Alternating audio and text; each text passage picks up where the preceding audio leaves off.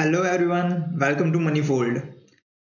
अगर आप अपनी इन्वेस्टिंग जर्नी में बिगिनर है या फिर इंटरमीडिएट लेवल के हैं, आपका बैकग्राउंड फाइनेंस है या नॉन फाइनेंस है, फर्क नहीं पड़ता।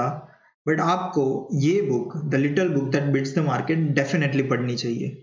मैंने अपनी लाइफ में करीब 30 या 35 investments books and finance books पढ़ी है, और मैं आपको दावे के साथ कह सकता हूँ कि इससे बेटर बुक बिगिनर्स के लिए नहीं लिखी गई है। तो मैंने सोचा इसी टॉपिक पे वीडियो बनाया जाए। तो मैंने ये टॉपिक कवर करने के लिए 2 पार्ट में वीडियोस बनाए हैं।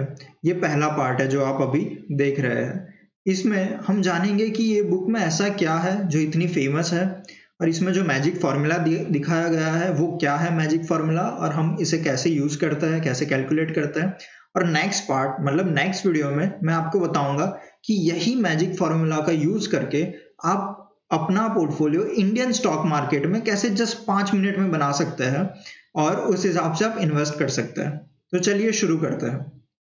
ये बुक के बारे में बताने से पहले मैं ये बताना चाहता हूँ कि इसका कॉन्टेक्स्ट क्या है। तो गौथम कैपिटल, जिसकी शुरुआत 1985 में हुई थी, जिसने 1985 से लेके 2006 तक 40% से ज्यादा ईयर ऑन ईयर रिटर्न दिया है। यस, 40%। That's unmatchable, unparalleled. आपको शायद ही ऐसा रिटर्न कहीं और किसी और इन्वेस्टमेंट फंड में देखने को मिले। या तो ये गौथम कैपिटल फंड की शुरुआत की थी जॉनथन ग्रीनब्लैट ने। या जॉनथन ग्रीनब्लैट एक बहुत बड़े इन्वेस्टर और हेज फंड मैनेजर रह चुके हैं, और ये एक राइटर भी है जिन्होंने बहुत सारी किताबें इन्वेस्टमेंट्स पे लिखी है। और ये किताब the little book that bits the market, ये भी इसके राइटर है। जॉनथन ग्रीनब्लैट को 2005 में एक ख्याल आया कि वो अपने बच्चों को कुछ ऐसा गिफ्ट दे जो उन्हें लाइफ टाइम तक काम में आए। अब इससे बेटर क्या हो सकता है कि वो उनको खुद को पैसे कमाना सिखा दे। तो उन्होंने अपने बच्चों को डेडिकेट करते हुए ये बुक लिखी। तब उनके बच्चे 15 साल और 6 साल के थे। तो इसलिए ये बुक भी ऐसे ही लिखी गई है कि बच्चों को समझ आए। इतनी इजी लैंग्वेज में ये बुक लिखी गई है। आप बुक पढ़ोगे तो आपको लगेगा ही नहीं कि ये कोई फाइनेंस की बुक आप पढ़ रहे हो, और आप पढ़ना शुरू करोगे तो शायद 2 घंटे में आप खत्म भी कर दो। तो इस बुक में ऐसा तो क्या है कि जिसके पब्लिश होते ही वो इंस्टेंट बेस्ट सेलर बन गई, और लाखों कॉपियां उसकी बिक चुकी है अब तक। यस, तो जॉनथन ग्रीनब्लैट ने इस बुक में अपने एक मैजिक फार्मूला के बारे में बताया है।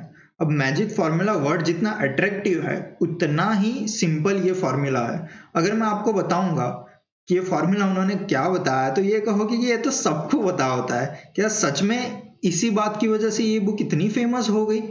जी हाँ, तो मैं आपको बताऊंगा कि इन्वेस्टमेंट हमेशा सिंपल ही होता है। आप कोई भी बड़े इन्वेस्टर को पूछ लीजिए, वो कहेंगे कि investing is very simple but not very easy. और हम ये पार्ट जो नॉट वेरी इजी, वो भी हम डिस्कस करेंगे शायद अगले वीडियो में।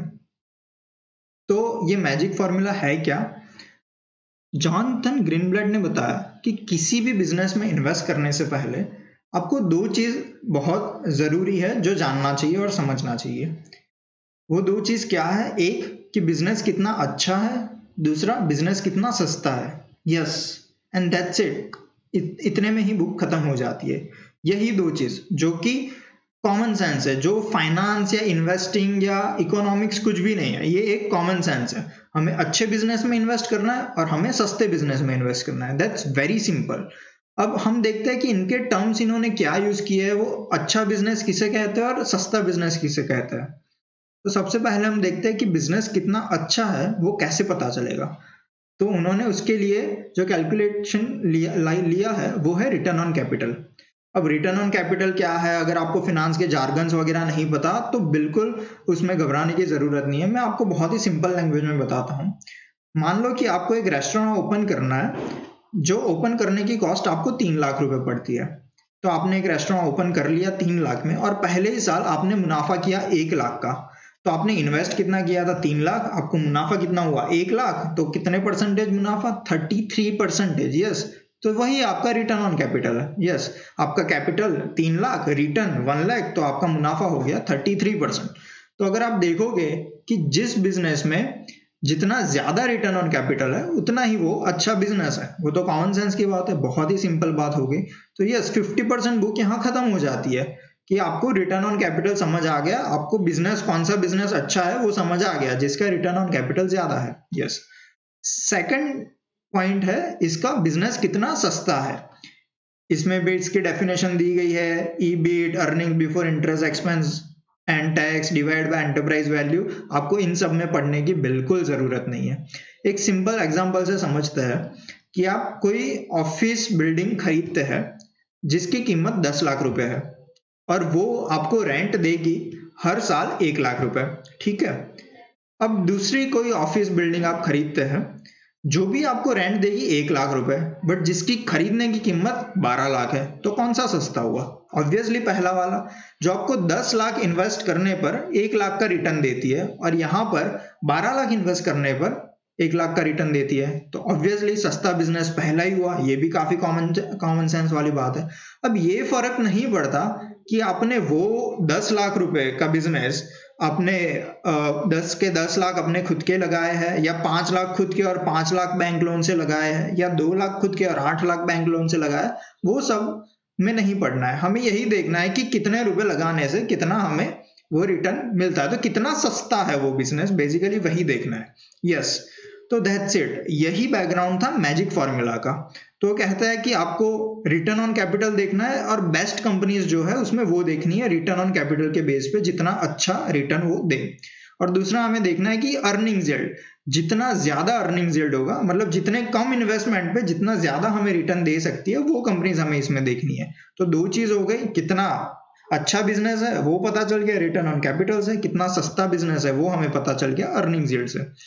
तो हमारी रेसिपी रेडी है। अब ये दोनों को मिक्स कर देंगे तो हमारा मैजिक फॉर्मूला रेडी। तो ये दोनों को मिक्स हम कैसे करेंगे? हम रैंकिंग देंगे रिटर्न ऑन कैपिटल के बेस पे एंड अर्निंग्स यील्ड के बेस पे, मतलब कितना अच्छा बिजनेस है उसके हिसाब से हम रैंक देंगे और कितना सस्ता बिजनेस है उसके हिसाब से हम रैंक देंगे। तो रैंकिंग हम कैसे करते हैं वो हम नेक्स्ट स्लाइड में जानते हैं। तो अब देखते हैं कि ये मैजिक फॉर्मूला का यूज करके हम अपना पोर्टफोलियो कैसे क्रिएट कर सकते हैं। तो सबसे पहले तो सारी कंपनीज का हमें रिटर्न ऑन कैपिटल निकालना पड़ेगा और उसका अर्निंग्स यील्ड निकालना पड़ेगा। और रिटर्न ऑन कैपिटल निकाल के हम उन सबको रैंकिंग दे देंगे, बेस्ट रिटर्न ऑन कैपिटल से वर्स्ट रिटर्न ऑन कैपिटल। सबसे अच्छा रिटर्न ऑन कैपिटल से सबसे बुरा रिटर्न ऑन कैपिटल हमें रैंक दे दिया 1 2 3 4 करके। फिर हम अर्निंग्स यील्ड के हिसाब से वो सारी कंपनीज को रैंक कर देंगे कि जिसका अच्छा अर्निंग्स यील्ड है, मतलब जितना सस्ता बिजनेस वो है से लेके जितना महंगा बिजनेस वो है, उस हिसाब से उसको रैंक कर दिया। और हर कंपनी के लिए जो ये दो रैंक मिल गए हमें, हमने इन दोनों को समेशन कर दिया, हमने इन दोनों रैंक को ऐड कर दिया। तो यहाँ पर एक एग्जांपल लेते हैं, जैसे कंपनी ए, उसका रिटर्न ऑन कैपिटल बेस्ट है तो वो फर्स्ट रैंक पे है, पर उसका अर्निंग्स यील्ड इतना अच्छा नहीं है, मतलब वो इतनी सस्ती कंपनी नहीं है, तो 153 उसका रैंक आ गया। तो दोनों को मिलाएंगे तो कंबाइंड रैंक हो गया 154। अब आप दूसरा एग्जांपल दो कि यहाँ पर कंपनी ई, जो सिंबल ई दिया गया है, उसका रिटर्न ऑन कैपिटल है 5, मतलब उसका रैंक 5 है और उसका अर्निंग्स यील्ड के हिसाब से रैंक 13 है। तो आप दोनों को मिला लेंगे तो फाइनल रैंक आएगा 18। तो ऐसे जो कंबाइंड रैंक आता है सबका, उसका हमको एक लिस्ट बना देना है और उसको बी फिर हमें रैंकिंग देनी है बेस्ट रैंक से वर्स्ट रैंक तक। तो यहां पर हम देखेंगे A B C D E F G H में ही सबसे बेस्ट किसका है? ई का, जो 18 है, और सबसे बुरा किसका है? एच का, जो 520 है। समझ गए? तो आपने फिर से उनको एक ऑर्डर में रख दिया और आपका पोर्टफोलियो रेडी है। अब क्या करोगे कि पूरे लिस्ट में से आप टॉप 30 कंपनीज को उठाओगे, जो rank wise best top 30 companies है उसको उठा के उसमें हम इन्वेस्ट कर देंगे। सिंपल, हमारा पोर्टफोलियो रेडी है। यस। तो आपको लगेगा कि इतनी सिंपल बात, क्या एक्चुअली में इतना फेमस होने जैसा है कुछ उसमें? क्या मैजिक फॉर्मूला एक्चुअली वर्क करता है? तो जॉन ग्रीनब्लैट ने एक सर्वे किया और पूरा बैक टेस्टिंग किया यूएस मार्केट पे 1988 से लेके 2004, मतलब 17 इयर्स का पीरियड उन्होंने लिया और वो पीरियड में उन्होंने 30 बेस्ट स्टॉक का जो पोर्टफोलियो बनाया था कंबाइंड रैंकिंग के हिसाब से, वो पोर्टफोलियो में मैजिक फॉर्मूला ने 30% रिटर्न दिया है। 30%। यस। उसके सामने मार्केट का रिटर्न सिर्फ 12% था। जो कुछ भी नहीं है, मतलब डबल से भी ज्यादा रिटर्न मैजिक फॉर्मूला ने दिया है। यस। और आपको लगेगा कि अगर इतना सिंपल है, जिसमें आपको दिमाग भी नहीं लगाना, जिसमें आपको फाइनेंस का नॉलेज होने की भी जरूरत नहीं है, तो फिर लोग इतने सारे लोग इसे अप्लाई करके क्यों ना लखपति बन जाए, करोड़पति बन जाए, सब लोग क्यों ना पैसे कमाने लगे। तो यही बात की डिस्कस हम नेक्स्ट वीडियो में करेंगे कि ये फॉर्मूला इतना अच्छा है, इतने अच्छे रिटर्न्स उन्होंने दिए हैं इतने सालों में। 30% सामने मार्केट का रिटर्न सिर्फ 12% था, तो सारे लोग ये क्यों नहीं करते, ये हम डिस्कस करेंगे नेक्स्ट वीडियो में।